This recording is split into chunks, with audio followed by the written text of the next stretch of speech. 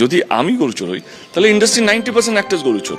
যেমন যেমন কেন বলতে হবে? তুমি তো পেপারের মধ্যে আছে, একটু সার্ভে করো, তোমরা একটু রিসার্চ করো। রথযাত্রার দিন সবগুলো 2009 থেকে শুরু করো, রথযাত্রা যে কোনো পেপার খুলবে তারা অ্যাড দেয় প্রত্যেকটা কে কার সঙ্গে কে টিম আছে। তো সেই জায়গা থেকে বড় বড় অ্যাক্টাররা এর সঙ্গে কাজ করেছে, ডাকা কাউকে হয়নি, শুধুমাত্র ওনাকে হয়েছে। মানে বড় বড় অ্যাক্টর বলতে আপনি কি টলিউডের কথা বলছেন? আপনাদের ইন্ডাস্ট্রি বলিউড সবাই আছে এর মধ্যে। উনি অ্যাকচুয়ালি বিখ্যাত ছিলেন, শো অর্গানাইজার ছিলেন, তো উনি সবার সঙ্গে কাজ করেছেন, আমিও কাজ করেছি। কিন্তু তদন্তের জন্য আমাকে ডাকা হয়েছে কারণ আমি টিএমসির এমপি বলে। শেষমেশ ইডির তলবে দেব, গরু পাচার কাণ্ডে বড় বিস্ফোরক মন্তব্য অভিনেতার। টলিউড সুপারস্টার আর সাংসদ দেবের বিস্ফোরক মন্তব্য ঘিরে তোলবার রাজ্য রাজনীতি। দেব বললেন, শুধু আমি নয়, টলিউডের অনেক নেতা মন্ত্রী গরু পাচারের সঙ্গে জড়িত। আর সেই মন্তব্যের পরেই এবার ইডির তলব। তাহলে কি বাড়ছে চাপ, নাকি এর পিছনে রয়েছে বড় রাজনৈতিক খেলা? চলুন জেনে নেওয়া যাক পুরো ঘটনা।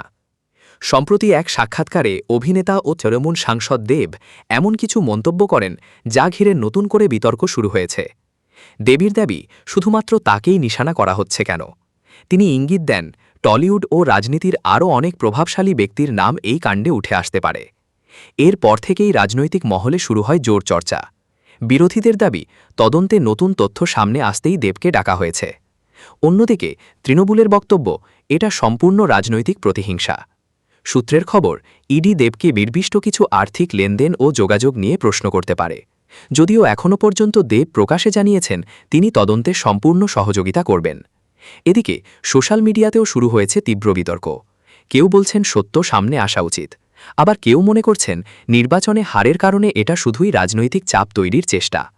সবচেয়ে বড় প্রশ্ন এখন একটাই, দেব কি শুধুই রাজনৈতিক টার্গেট, নাকি তদন্তে সামনে আসতে চলেছে আরও বড় কোনো নাম? রাজ্যের রাজনীতিতে এই ঘটনাকে কেন্দ্র করে উত্তেজনা ক্রমেই বাড়ছে, আর আগামী দিনে ইডির জিজ্ঞাসাবাদে কী তথ্য উঠে আসে সেদিকেই তাকিয়ে সবাই। এই ঘটনা নিয়ে আপনার মত কি? দেব কি সত্যিই রাজনৈতিক চক্রান্তের শিকার, নাকি তদন্তে বেরোবে বড় সত্য?